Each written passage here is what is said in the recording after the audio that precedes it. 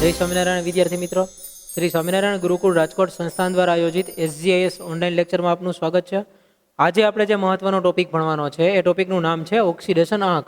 જેમ કે ગયા લેક્ચરની અંદર વાત કરી હતી કે ઓક્સિડેશન આંક ખૂબ જ મહત્વનો ટોપિક બનશે અને ઓક્સિડેશન આંક વિશે તમને ખ્યાલ હોવો ખૂબ જ જરૂરી છે. જો ઓક્સિડેશન આંક વિશે તમને ખબર પડી ગઈ, ઓક્સિડેશન આંક ગણાય કેવી રીતે, કોઈ પણ તત્વનો ઓક્સિડેશન આંક ગણતા તમને આવડી ગયો, તો તમે 12મા ધોરણનો ચેપ્ટર્સની અંદર અને અત્યારે 11મા ધોરણની અંદર જે ઓર્ગેનિક કેમેસ્ટ્રી છે કે 12મા ધોરણનું ફિઝિકલ કેમેસ્ટ્રી છે, આ બધાની અંદર તમે ખૂબ જ સારી રીતે સમજી શકશો ચેપ્ટર્સને. તો મહત્વનો ટોપિક છે ઓક્સિડેશન આંક. તો પહેલાં તો વાત કરીએ કે ઓક્સિડેશન આંક એટલે શું, ઓક્સિડેશન આંક એ શું છે એક્ઝેક્ટલી, બરાબર. તો પહેલાં આપણે એના વિશે વાત કરી દઈએ. ઓક્સિડેશન આંક એટલે શું, તો આપણે અહીંયા વ્યાખ્યા લખશું. ઓક્સિડેશન આંક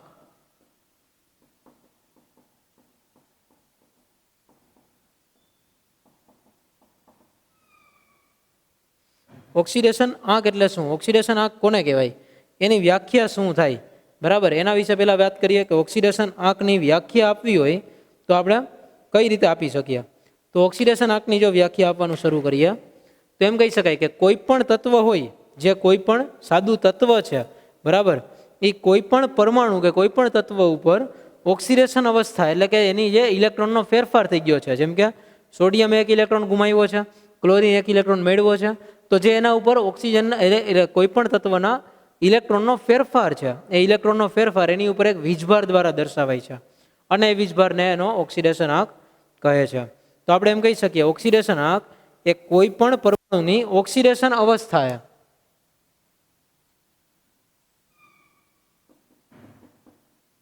ઓક્સિડેશન આંક એ કોઈ પણ પરમાણુની ઓક્સિડેશન અવસ્થાએ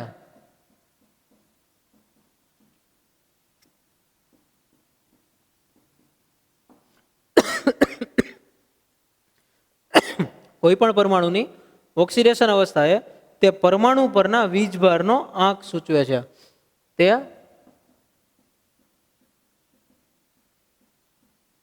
પરમાણુ પરના વીજભારનો આંક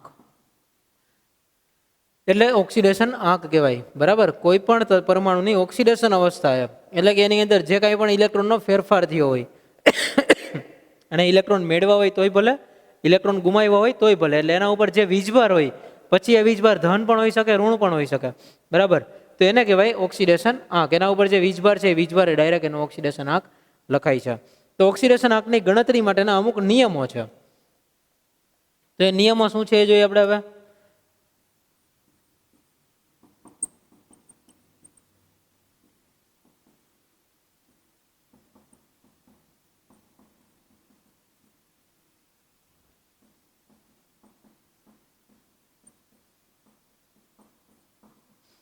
ઓક્સિડેશન આંકની ગણતરી માટેના નિયમો, તો એના નિયમો કયા કયા છે અને શું નિયમો હોય છે કે જેનાથી આપણે ઓક્સિડેશન આંક ગણી શકતા હોઈએ. તો આપણે એના નિયમોની વાત કરીએ તો જેટલા પણ નિયમો છે ટેક્સ્ટબુકની અંદર આપેલા છે, જે નિયમો, એ નિયમો તમને લગભગ 6 કે 7 આપેલા છે.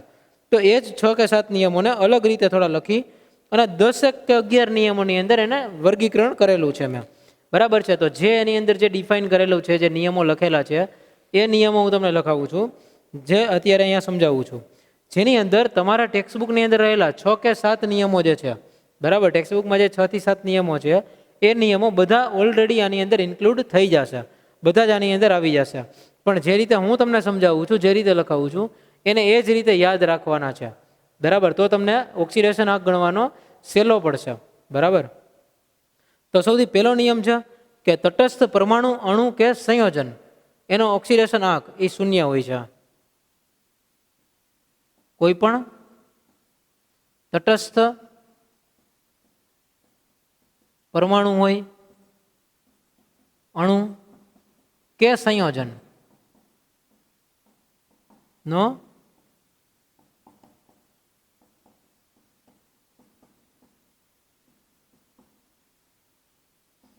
ઓક્સિડેશન આંક 0 હોય છે. તો તટસ્થ પરમાણુ, અણુ કે સંયોજન એનો ઓક્સિડેશન આંક હંમેશા કેવો રહેશે, 0 રહેશે. તો કયું કયું એવું સંયોજન છે, કયા કયા એવા તત્વો છે કે જેનો ઓક્સિડેશન આંક છે એ 0 હોય. તો જેટલા પણ તટસ્થ હોય બધાને ગણી શકાય. જેમ કે સોડિયમ છે, તો સોડિયમ છે એ તટસ્થમાં જ આવે, મેગ્નેશિયમ એ પણ તટસ્થ છે, કોઈ પણ એક અણુ છે એટલે, બરાબર, પરમાણુ છે. ત્યાર પછી અણુની વાત કરીએ તો અણુ છે એ Cl2 છે, સલ્ફર 8 છે, આ આખા અણુ છે, બરાબર. તો એ અણુ છે એનો ઓક્સિડેશનાંક શૂન્ય કહેવાય. જેમ કે ફ્લોરિન છે, તો ફ્લોરિનનો ઓક્સિડેશનાંક F2 સ્વરૂપમાં હોય ત્યારે એનો ઓક્સિડેશનાંક શૂન્ય છે. ત્યાર પછી બ્રોમિન જોઈ Br2 જળ, તો બ્રોમિનનો ઓક્સિડેશનાંક પણ આવી રીતે Br2 લખ્યું હોય તો એને શૂન્ય માની લેવાનો હોય. અને સંયોજન હોય, કોઈ પણ સંયોજન, જેમ કે H2O, તારા ઉપર કોઈ વીજભાર નથી તો H2O નો ઓક્સિડેશનાંક શૂન્ય છે. NaCl તો NaCl શૂન્ય છે. BaCl2 એના ઉપર પણ ઓક્સિડેશનાંક શૂન્ય છે. તો આવા ઘણા બધા ઉદાહરણો આપણે લખી શકીએ, બરાબર. તો આ થઈ ગયું આપણું અણુ, પરમાણુ કે સંયોજનનો ઓક્સિડેશનાંક શૂન્ય છે, પહેલો નિયમ. ત્યાર પછી બીજો નિયમ છે કે જે આયનો એક જ પરમાણુથી બનેલા હોય, જે આયનો એક જ પરમાણુથી બનેલા હોય અને સાદા આયોનિક સંયોજનો હોય તેની અંદર એનો ઓક્સિડેશનાંક એના વીજભારને જેટલો સમાન હોય છે, બરાબર. જે આયનો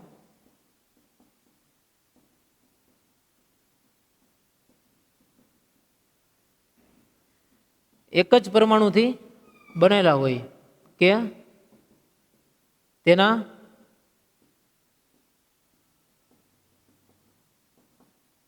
આયનીય સંયોજનોમાં રહેલા હોય, એક જ પરમાણુથી બનેલા હોય અને પાછા એના આયનીય સંયોજનોમાં પણ રહેલા હોય, સાદા આયનીય સંયોજનો, જેમ કે NaCl છે એ સાદું આયનીય સંયોજન છે, તો એનો ઓક્સિડેશનાંક તેના વીજભારને સમાન હોય છે. તેનો ઓક્સિડેશનાંક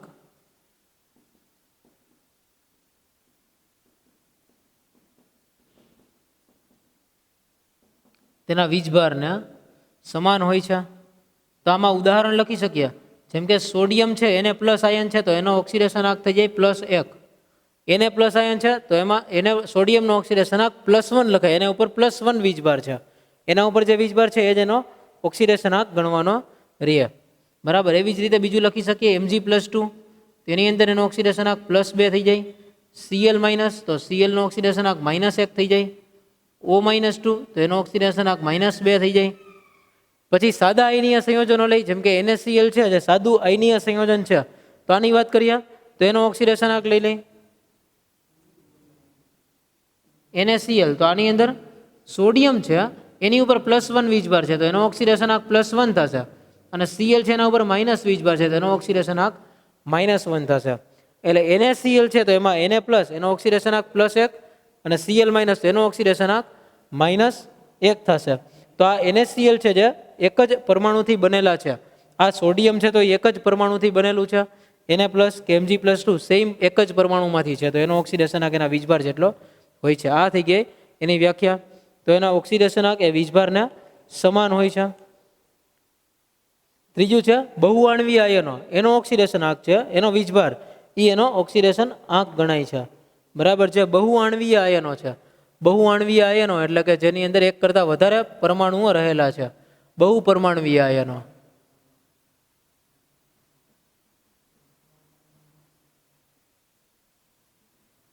બહુપરમાણીય આયનોનો ઓક્સિડેશનાંક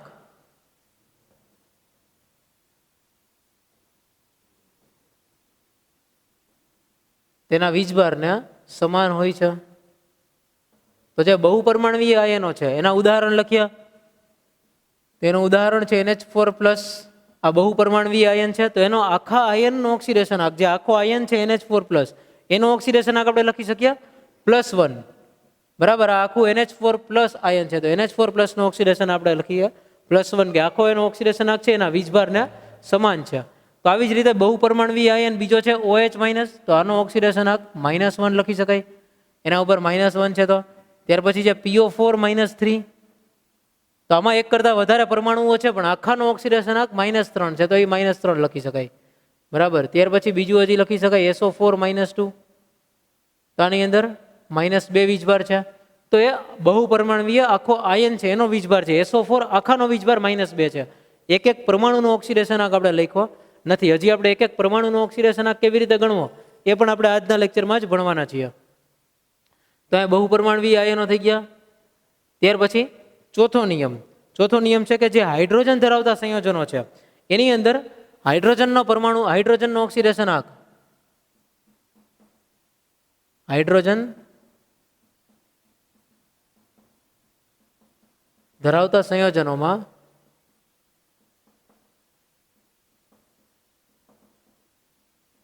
હાઇડ્રોજનનો ઓક્સિડેશનાંક, તો હાઇડ્રોજનનો ઓક્સિડેશનાંક +1 પણ હોઈ શકે, -1 પણ હોઈ શકે. તો એ ડિપેન્ડ કરે છે કે હાઇડ્રોજન છે એ કોના સાથે રહેલો છે, એ જે તત્વ રહેલું છે એનો આપણે ઓક્સિડેશનાંક કેટલો છે એ આપણે જોવું પડે, સામે છે એની વિદ્યુત ઋણતા કેટલી છે. તો ધરાવતા સંયોજનોમાં હાઇડ્રોજનનો ઓક્સિડેશનાંક +1 હોય છે, પરંતુ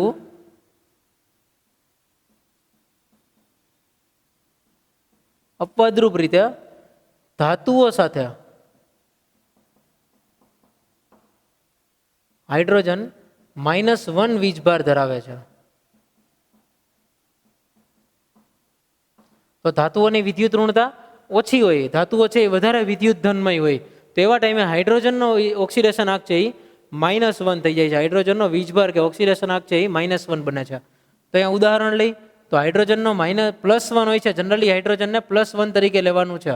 તો હાઇડ્રોજન +1 હોય તો H2O, આની અંદર હાઇડ્રોજન +1 છે.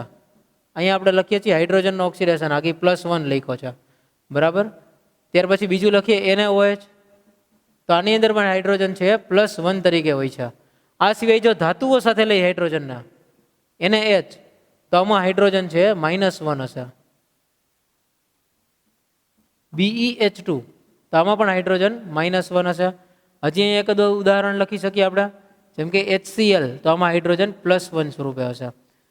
તો જે અધાતુ તત્વો છે એમની સાથે હાઇડ્રોજન છે એ +1 તરીકે હોય, અને જેટલી ધાતુઓ છે એ બધી ધાતુઓ સાથે હાઇડ્રોજન હંમેશા -1 ઓક્સિડેશનાંક તરીકે હોય છે. એટલે કે હાઇડ્રોજનનો ઓક્સિડેશનાંક -1 લેવાનો હોય છે. આ એના નિયમ છે કે જે અપવાદરૂપ રીતે કઈ કઈ જગ્યાએ રહેલો હોય છે.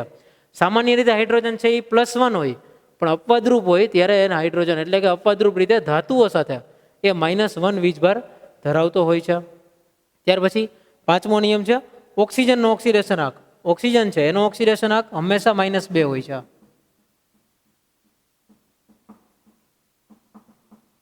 ઓક્સિજનનો ઓક્સિડેશનાંક હંમેશા -2 હોય છે. એમાં પણ અપવાદ છે. અપવાદ છે કે જ્યારે પેરોક્સાઇડ હોય ત્યારે એનો ઓક્સિડેશનાંક -1 હોય છે, અને જ્યારે સુપર ઓક્સાઇડ હોય ત્યારે એનો ઓક્સિડેશનાંક -1/2 હોય છે. જે પેરોક્સાઇડ આયન છે એ પેરોક્સાઇડ આયનને આ રીતે લખાય છે O2 - 2, અને જે સુપર ઓક્સાઇડ આયન છે એને આવી રીતે લખાય છે O2 - 1.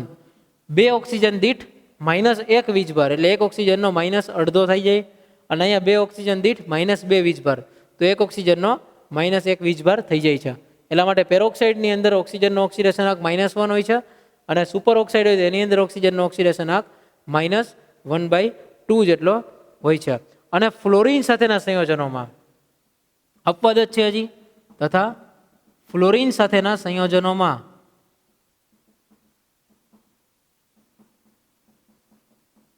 +1 અને +2 વીજભાર ધરાવે છે. વીજભાર લખીએ કે ત્યાં ઓક્સિડેશનાંક લખીએ, હવે બે વાત સમાન જ રહેશે. તો ફ્લોરિન સાથેના જેટલા સંયોજનો છે એની અંદર ઓક્સિજન +1 અથવા +2 ઓક્સિડેશનાંક ધરાવતો હોય છે. બાકી બધી જગ્યાએ હંમેશા -2 હોય. પેરોક્સાઇડમાં -1 હોય એક ઓક્સિજનનો, અને સુપર ઓક્સાઇડમાં એક ઓક્સિજનનો -અડધો હોય. અને ફ્લોરિન સાથેના સંયોજનમાં +1 કે +2 કાંઈ પણ હોઈ શકે. જો OF હોય, OF, તો એની અંદર ઓક્સિજન +1 હોય, અને OF2 હોય તેમાં ઓક્સિજન છે +2 સ્વરૂપે હશે, બરાબર. તો OF ની અંદર ઓક્સિજનનો ઓક્સિડેશનાંક +1 હોય છે, અને OF2 હોય તો એનો ઓક્સિજનનો ઓક્સિડેશનાંક +2 હોય છે. અને OF એક્ઝેક્ટલી એવું ક્યારેય સંયોજન હોતું નથી, એ હોય છે O2F2 સ્વરૂપમાં, એટલે કે ડાયમર સ્વરૂપે હોય છે, દ્વિઅણુ સ્વરૂપમાં હોય છે. ત્યારે પણ ઓક્સિજનનો ઓક્સિડેશનાંક તો એક ઓક્સિજનનો +1 જ રહેતો હોય છે, અને OF2 હોય એની અંદર એનો ઓક્સિડેશનાંક +2 હોય છે. કારણ કે ત્યારે ફ્લોરિનની વિદ્યુત ઋણતા વધારે હોય છે. જ્યારે ફ્લોરિન સાથે વાત કરીએ છીએ ત્યારે આની અંદર બીકોઝ ફ્લોરિનની વિદ્યુત ઋણતા વધુ હોય છે. તો ફ્લોરિનની વિદ્યુતઋણતા વધારે છે એટલા માટે ઓક્સિજનનો ઓક્સિડેશનાંક હંમેશા પ્લસમાં આવે છે અને ફ્લોરિનનો ત્યારે માઇનસ થઈ જાય છે. તો આપણે જો ઉદાહરણો લખ્યા તો ઉદાહરણો પહેલાં લખીએ એક ઓક્સાઇડવાળું ઉદાહરણ,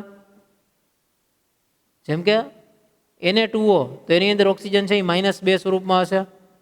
MgO, તો એમાં ઓક્સિજન છે એ -2 સ્વરૂપમાં હશે. ત્યાર પછી પેરોક્સાઇડનું એક ઉદાહરણ લખ્યા, Na2O2, આની અંદર ઓક્સિજનનો ઓક્સિડેશનાંક -1 હશે. H2O2, તો આની અંદર ઓક્સિજનનો ઓક્સિડેશનાંક -1 હશે. પેરોક્સાઇડનું ઉદાહરણ છે. ત્યાર પછી આપણે લખીએ સુપર ઓક્સાઇડનું ઉદાહરણ,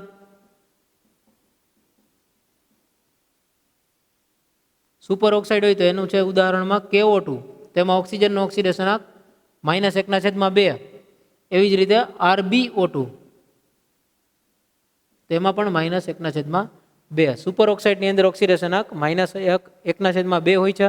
અને ફ્લોરિન સાથેના સંયોજનોના ઉદાહરણો અહીંયા લખ્યા છે. O2F2 માં +1, OF2 માં +2 હોય છે. એનું કારણ છે કે ફ્લોરિનની વિદ્યુતઋણતા વધારે હોય છે. તો ઓક્સિજનનો ઓક્સિડેશનાંક થઈ ગયો, હાઇડ્રોજનનો થઈ ગયો, બહુપરમાણુવીય આયનો થઈ ગયા. ત્યાર પછી હજી બીજા નિયમો છે. હવે આગળનો નિયમ છે હેલાઇડ સંયોજનોનો. તો આપણે અત્યારે મેઇન તત્વની વાત કરી લીધી કે જે તટસ્થ અણુ છે, પરમાણુ છે. ત્યાર પછી જે આયનો, સિંગલ આયનો છે, જે સિંગલ પરમાણુ ધરાવતા આયનો છે અને બહુ પરમાણુવાળા આયનો છે, એના ઓક્સિડેશનાંક જોઈ લીધા.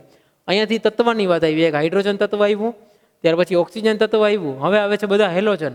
હેલોજન એટલે ફ્લોરિન, ક્લોરિન, બ્રોમિન, આયોડિન, આ બધા. એનો ઓક્સિડેશનાંક કેટલો હોય છે એ આપણે જોઈએ. હવે તો હવેનો નિયમ છે એ હેલોજન તત્વો માટેનો છે.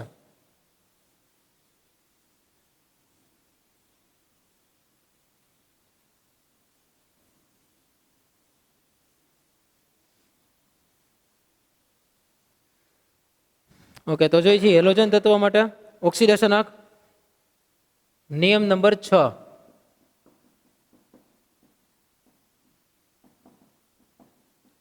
હેલોજન તત્વોનો ઓક્સિડેશનાંક -1 લેવામાં આવે છે. હેલોજન તત્વો માટે ઓક્સિડેશનાંક કેટલો લેવાનો હોય છે? હંમેશા -1. પણ અપવાદરૂપ રીતે ઘણી બધી વખત અપવાદ એની અંદર હોય છે, જે જોવા મળે છે આપણને ક્લોરિન, બ્રોમિન અને આયોડિનના, કે જેમાં એનો +1, +3, +5 અને +7 ઓક્સિડેશન આંક પણ હોય છે. તો ક્લોરિન, બ્રોમિન, આયોડિન આ ત્રણની અંદર +1, +3, +5 અને +7 ઓક્સિડેશન આંક પણ જોવા મળે છે. અને બાકી બધા જ હેલોજન તત્વો છે, જેટલા ફ્લોરિન, ક્લોરિન, બ્રોમિન, આયોડિન, આ બધાનો ઓક્સિડેશન આંક સામાન્ય રીતે -1 તો જોવા મળે જ છે. તો આ સામાન્ય રીતે છે એનો -1 ઓક્સિડેશન આંક. તો જો એનું ઉદાહરણ લઈ તો ઉદાહરણની અંદર આપણે કહી શકીએ કે HCl, તો આમાં ક્લોરિન છે, એનો ઓક્સિડેશન આંક -1 છે. HBr, તો આમાં બ્રોમિનનો ઓક્સિડેશન આંક -1 છે. MgI2, તો આમાં આયોડિનનો ઓક્સિડેશન આંક -1 થાય છે. તો આ રીતે આપણે કોઈ પણ હેલોજનનો ઓક્સિડેશન આંક -1 લખી શકીએ. જો ફ્લોરાઇડ વાળું લખીએ તો HF, તો આની અંદર ફ્લોરિનનો ઓક્સિડેશન આંક -1 છે. +1 હોતો હોય એવા ઓક્સિડેશન આંક +3, 5 અને 7 વાળા ઓક્સિડેશન આંક ધરાવતા સંયોજનો પણ હેલોજનમાં જોવા મળે છે. પણ ફક્ત 3 તત્વો માટે છે, ક્લોરિન, બ્રોમિન અને આયોડિન તત્વો માટે. આ સિવાય બીજા કોઈ તત્વો માટે જોવા મળતા નથી. તો આપણે અહીંયા કોમન રીતે તત્વ લખી દઈ. અહીંયા એ તત્વને આપણે X દ્વારા દર્શાવીએ. HXO આ પ્રકારનું તત્વ છે, અથવા XOH એ રીતે પણ લખી શકાય. અહીંયા X છે, જ્યાં X બરાબર આપણે ક્લોરિન, બ્રોમિન અને આયોડિન છે એવું ધારી લઈએ છીએ, એટલે આપણે બધા માટે લખવું ન પડે. તો HXO, આની અંદર X નો ઓક્સિડેશન આંક છે એ +1 બને, કારણ કે આપણે વાત કરી કે હાઇડ્રોજનનો ઓક્સિડેશન આંક હંમેશા +1 હોય, ઓક્સિજનનો ઓક્સિડેશન આંક હંમેશા -2 હોય. તો હાઇડ્રોજનનો અહીંયા +1 રાખો, ઓક્સિજનનો -2 રાખો, તો આનો +1 હોય તો જ આ આખું તટસ્થ બને. એટલા માટે હેલોજનનો ઓક્સિડેશન આંક એ જગ્યાએ +1 બનતો હોય છે. એ પણ આપણે નિયમમાં હમણાં જોઈ છીએ કે 1-2 તત્વનો ખબર હોય તો બાકીના તત્વોના કેવી રીતે ગણાય છે. તો હવે HXO પ્રકારના સંયોજનોમાં +1 જોવા મળે છે.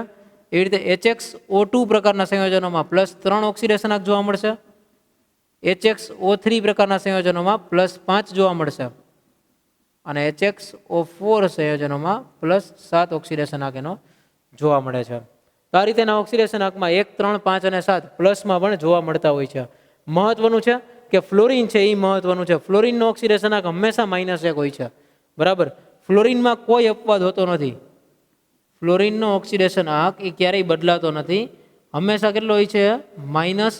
આ ફરજિયાત એટલો જ હોય. ફ્લોરિનનો ઓક્સિડેશન આંક -1 સિવાય હોતો નથી. પ્લસમાં ક્યારેય ન હોય, -2 નો હોય, -1/2 નો હોય, ક્યાંય ચેન્જ થતો નથી. એ આપણે અહીંયા પણ જોયું કે ફ્લોરિન માઇનસ હોય એટલા માટે ઓક્સિજનને ધન થવું પડ્યું, કારણ કે ફ્લોરિન છે એ સૌથી વધુ વિદ્યુતઋણ તત્વ છે. આવર્ત કોષ્ટકમાં રહેલા બધા તત્વોમાંથી સૌથી વધારે વિદ્યુતઋણ તત્વ ફ્લોરિન છે.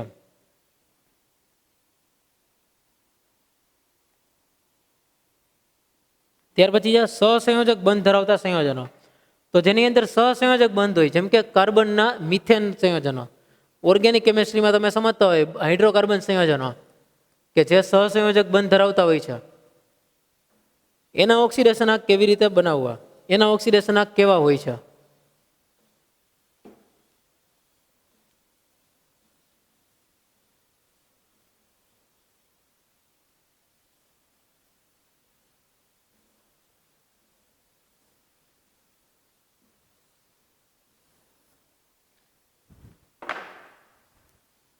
સાતમો નિયમ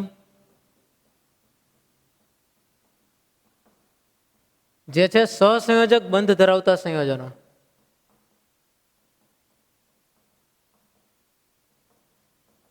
સહસંયોજક બંધ ધરાવતા સંયોજનો હોય એની અંદર બે તત્વો રહેલા હોય, એકની વિદ્યુત ઋણતા ઓછી હોય, એકની વિદ્યુત ઋણતા વધારે હોય. તો જે વધુ વિદ્યુત ઋણ તત્વો છે, વધુ વિદ્યુત ઋણ તત્વોનો ઓક્સિડેશન આંક ઋણ હોય છે અને ઓછા વિદ્યુત ઋણ તત્વનો ઓક્સિડેશન આંક ધન જોવા મળે છે. તો આનું ઉદાહરણ આપણે આવી રીતે આપી શકીએ કે જેમ કે CCl4 હતું આપણી પાસે, તો કાર્બન અને ક્લોરીન બે પ્રકારના તત્વો રહેલા છે, એક કાર્બન છે ને એક ક્લોરીન છે. તો આમાં વધારે વિદ્યુત ઋણતા છે એ ક્લોરીનની છે, વધુ વિદ્યુત ઋણ તત્વ ક્લોરીન છે. તેથી ક્લોરીનનો ઓક્સિડેશન આંક થશે એ માઇનસમાં આવશે. ક્લોરીનનો ઓક્સિડેશન આંક -1 અને કાર્બન છે એ ઓછું વિદ્યુત ઋણ તત્વ છે, ઓછું વિદ્યુત ઋણ તત્વ કાર્બન. તો એનો ઓક્સિડેશન આંક જોઈએ તો કાર્બન છે તો કાર્બનનો ઓક્સિડેશન આંક એ આપણને +4 જોવા મળશે, કારણ કે અહીંયા 4 ક્લોરીન છે તો એક કાર્બન છે એની ઉપર ધન હોય, +4 હોય તો બીજાનો બેલેન્સ થાય. ઓકે, તો આ રીતે આપણે નક્કી કરી શકીએ કે જેની વિદ્યુત ઋણતા વધારે છે એનો ઓક્સિડેશન આંક ઋણ હોય અને જેનો વિદ્યુત ઋણતા ઓછી છે એનો ઓક્સિડેશન આંક ધન હોય. આવું ક્યારે જોવા મળે છે? કે જ્યારે સહસંયોજક બંધ ધરાવતા સંયોજનો હોય ત્યારે એ વિદ્યુત ઋણતા ઉપર આખું આધારિત હોય છે. જેમ કે CH4 ની બીજું એક્ઝામ્પલ છે CH4, મિથેન છે એની વાત કરીએ તો આ CH4 ની અંદર વધારે વિદ્યુત ઋણ આ વખતે છે કાર્બન, તો કાર્બનનો ઓક્સિડેશન આંક છે એ માઇનસમાં જ હશે. ક્લોરીન નથી પણ કાર્બનનો ઓક્સિડેશન આંક ત્યાં માઇનસ હશે. અને હાઇડ્રોજન છે એ ઓછું વિદ્યુત ઋણ તત્વ છે કાર્બનની સાપેક્ષમાં, તેમાં હાઇડ્રોજનનો ઓક્સિડેશન આંક છે એ +1 લેવાનો હોય છે. તો આ પણ આધાર રાખે છે કે જે બે તત્વો રહેલા છે એ બંને વચ્ચે વિદ્યુત ઋણતાનો તફાવત કેટલો છે, કે કયું તત્વ વધારે વિદ્યુત ઋણ છે, કયું તત્વ ઓછું વિદ્યુત ઋણ છે. એના ઉપર ડિપેન્ડ કરતું હોય છે કે ધન ઓક્સિડેશન આંક આવશે કે પછી ઋણ ઓક્સિડેશન આંક આવશે. ત્યાર પછી આઠમો નિયમ છે તટસ્થ બહુપરમાણવીય સંયોજનો છે, તેની અંદર રહેલા તત્વોના ઓક્સિડેશન આંકનો બેઝિક સરવાળો 0 થાય છે. તટસ્થ બહુપરમાણવીય સંયોજનો, એમાં રહેલા તત્વોના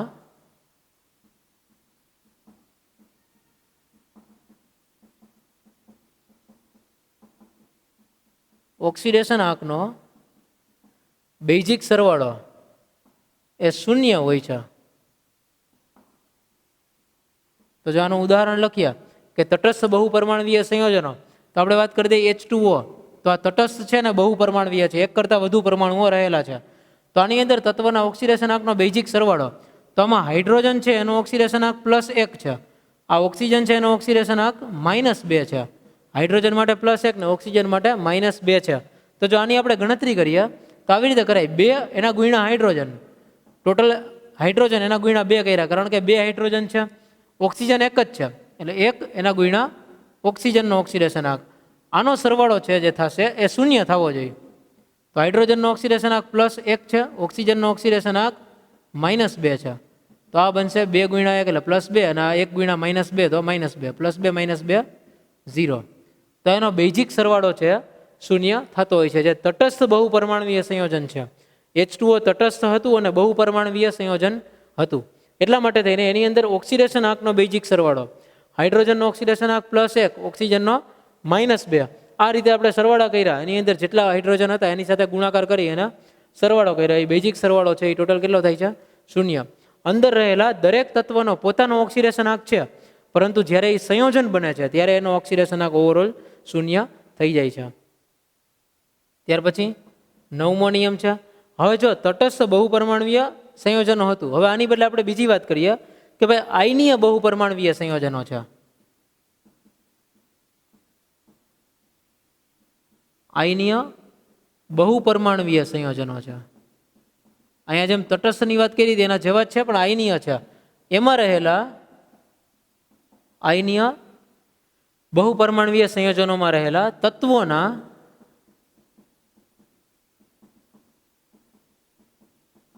ઓક્સિડેશન આંકનો બેઝિક સરવાળો તે આયનના વીજભાર જેટલો હોય છે.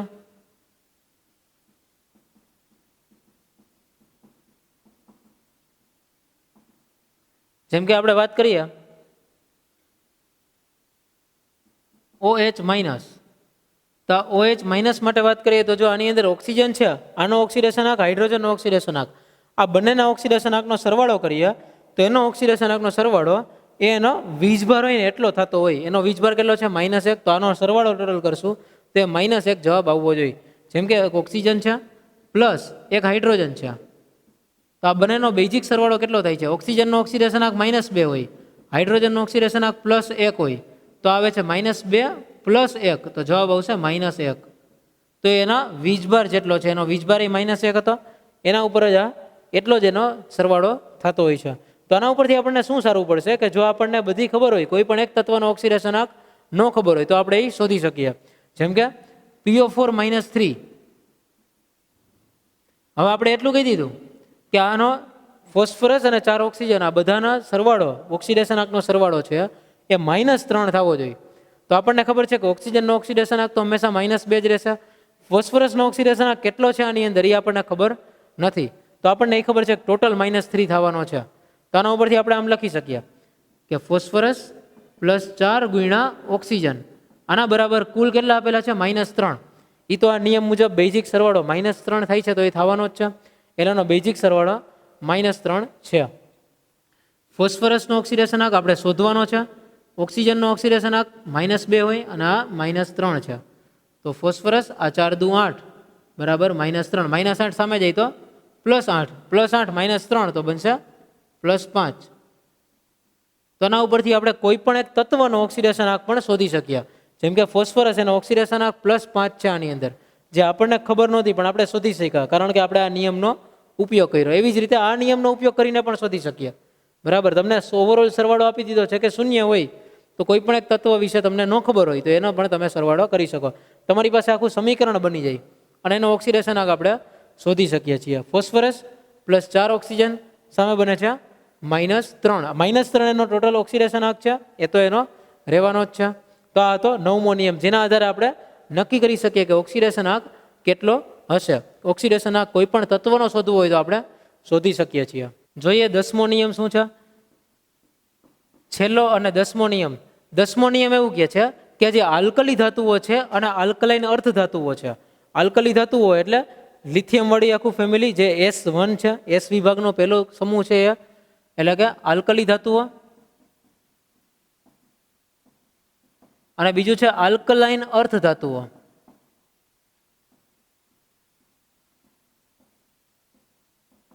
અને ફ્લોરિન.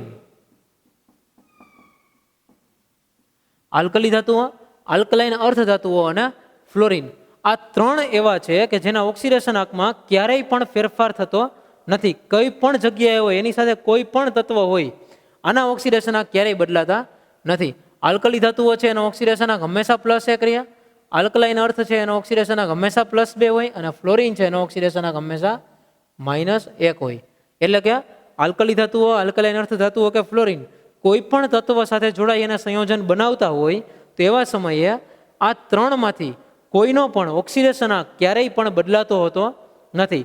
એટલે કે સોડિયમ હોય તો સોડિયમનો ઓક્સિડેશન આંક હંમેશા +1 જ રહ્યા.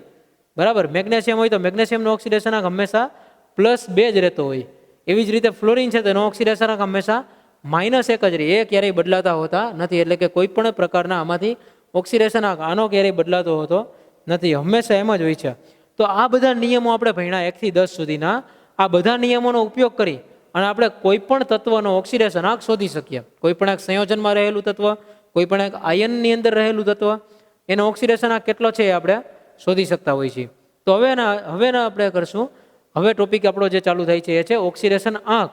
એને આપણે શોધવો કેવી રીતે, ઓક્સિડેશન આંકને શોધવાની રીત કે ઓક્સિડેશન આંકને શોધવા માટેના દાખલાઓ, એના નિયમો આપણે ભણી લીધા.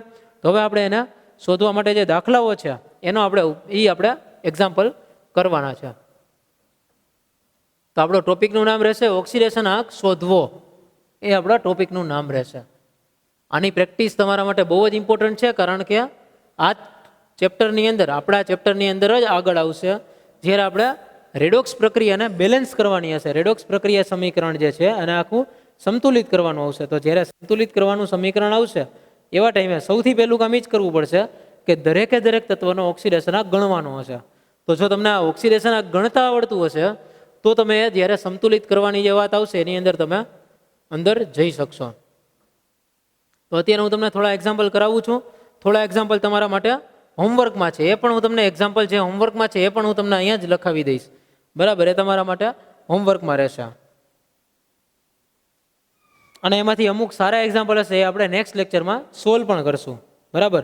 તો અત્યારે લીટી કરેલું જે તત્વ છે એની અંદર રહેલા એ તત્વનો ઓક્સિડેશન આંક ગણવાનો છે.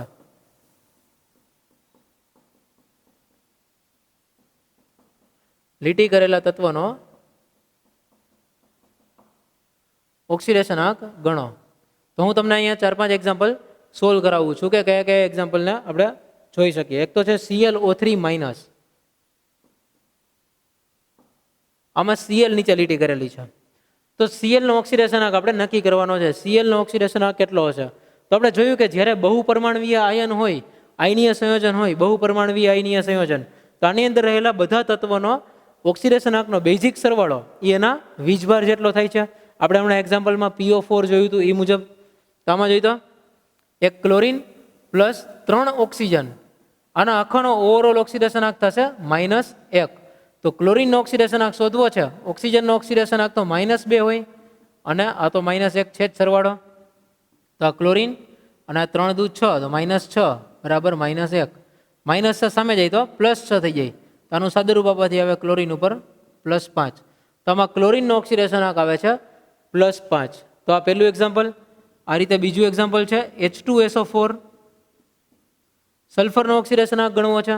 તો જો હાઇડ્રોજન, આનો જો બેઝિક સરવાળો એ તો 0 થવાનો છે, તો આપણે ફક્ત જોવાનું છે હવે સલ્ફર કેટલું હોય.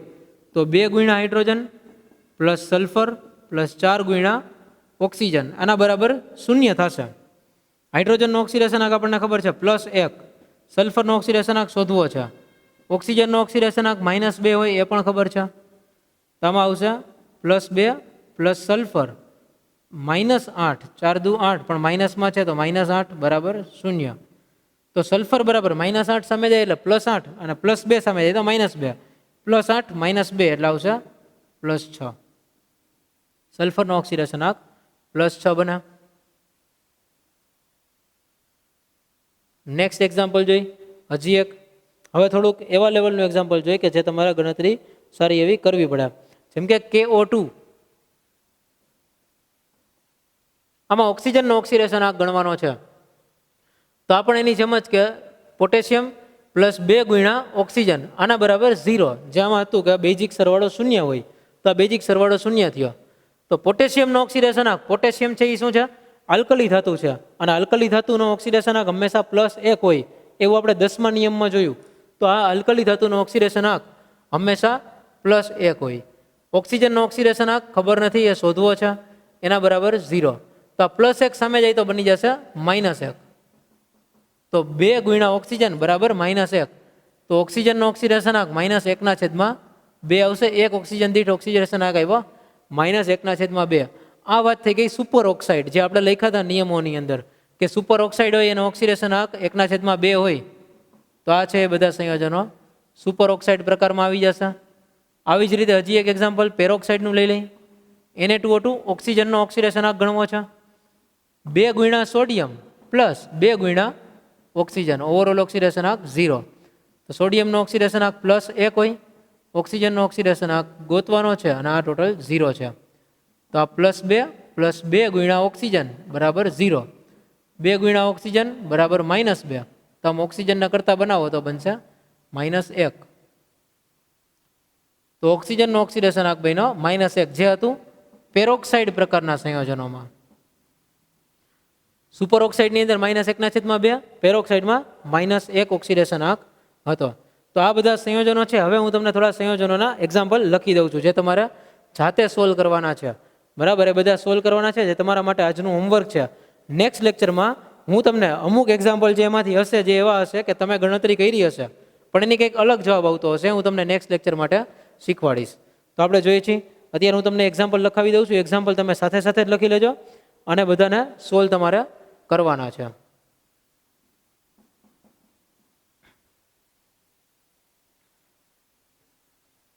H2S છે, ત્યાર પછી છે K3PO4,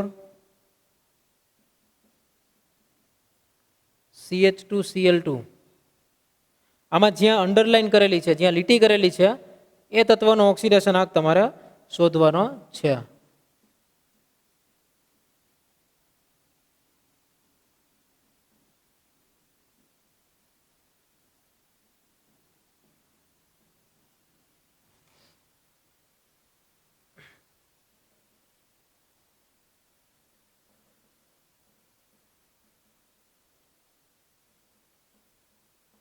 MnO4-, MnO4 એના ઉપર માઇનસ વીજભાર છે અને આને કહેવાય permanganate ion.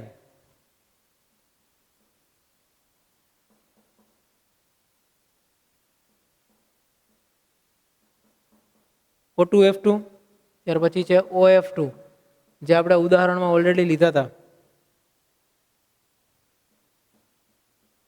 Na2O,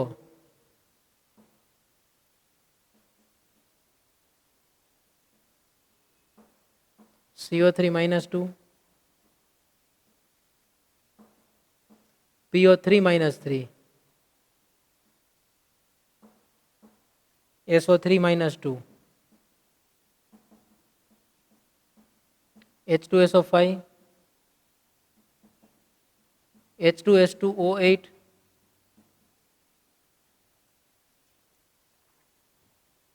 CrO5,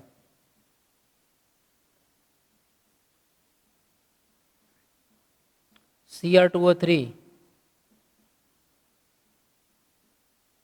FeSO4,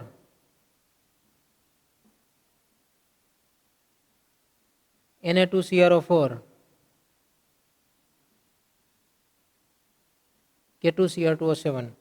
okay, તો આટલા સંયોજનો છે. આટલા સંયોજનો તમારે આજે હોમવર્કમાં સોલ્વ કરવાના છે.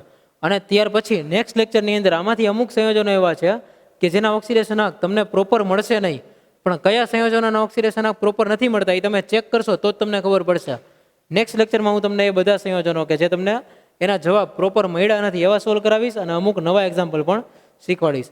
આજનો લેક્ચર આપણે અહીંયા સુધી રાખીએ છીએ. આ તમારું આજનું હોમવર્ક છે. નેક્સ્ટ લેક્ચરમાં ફરી પાછા નવા એક્ઝામ્પલ સાથે મળશું. Thank you. જય સ્વામિનારાયણ.